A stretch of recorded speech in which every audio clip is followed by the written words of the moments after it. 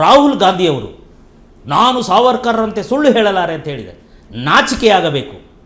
ಇವರಿಗೆ 2 ವರ್ಷ ಜೈಲಾಗಿದ್ದಕ್ಕೆ ಸಾವರ್ಕರಿಗೆ ಜೈಲಾಗಿದ್ದಕ್ಕೆ ವ್ಯತ್ಯಾಸ ಇದೆ. ಇವರು ಈ ಮೋದಿ ಅಂತ ಹೆಸರಿರುವವರನ್ನೆಲ್ಲ ಬೈದಿದ್ದಕ್ಕೆ, ಕಳ್ಳರು ಅಂತ ಹೇಳಿದ್ದಕ್ಕೆ ಅವರಿಗೆ ಜೈಲಾಗಿದ್ದು. ಅದು ಮಾನನಷ್ಟ ಮೊಕದ್ದಮೆ. ಅದಕ್ಕೂ ಇದಕ್ಕೆ ಏನು ಸಂಬಂಧ ಇಲ್ಲ. ಇವರಿಗೆ ಜೈಲಿಗಾಗಿದ್ದು ಸ್ವಾತಂತ್ರ್ಯ ಚಳುವಳಿಯ ಕಾರಣಕ್ಕೆ. ಸಾವರ್ಕರ್ನ ಕೋಣೆ ಹೇಗಿತ್ತು? ಕರಿನೀರಿನ ಶಿಕ್ಷೆ, ಕಬ್ಬಿಣದ ತಟ್ಟೆ, ಆ ತಟ್ಟೆಯಲ್ಲಿ ಅನ್ನ ಹಾಕಿದರೆ ಅನ್ನ ಪಾಯ್ಸನ್ ಆಗುತ್ತೆ, ಅಲ್ಲಿದೆ ಎಣ್ಣೆ ಗಾಣ, ಮತ್ತೆ ಅದರ ಕಣ್ಣೆದುರಿಗೆ ನೇಣು ಹಾಕುವ ಕಂಬ, ಅದನ್ನು ನೋಡಬೇಕು. ಚಿತ್ರಹಿಂಸೆ ಮಾಡುವ ಕೈದಿಗಳನ್ನು ಕಣ್ಣಾರೆ ನೋಡಲಿ ಅಂತ ಇಟ್ಟ ಜಾಗ, ಬರೀಲಿಕ್ಕೆ ಪೆನ್ ಇಲ್ಲ, ಬಟ್ಟೆ ಇಲ್ಲ ಹಾಕ್ಕೊಳ್ಳೋಕ್ಕೆ, ಮಲಗಲಿಕ್ಕೆ ಚಾಪೆ ಇಲ್ಲ. ಎಂಥ ಘೋರ ಶಿಕ್ಷೆ ಅನುಭವಿಸಿದ. 52 ವರ್ಷದ ಶಿಕ್ಷೆ, 27 ವರ್ಷ ಕಳೆದು ಬಿಟ್ಟಿದ್ದಾನೆ ಜೈಲಲ್ಲಿ. ದಿನನಿತ್ಯ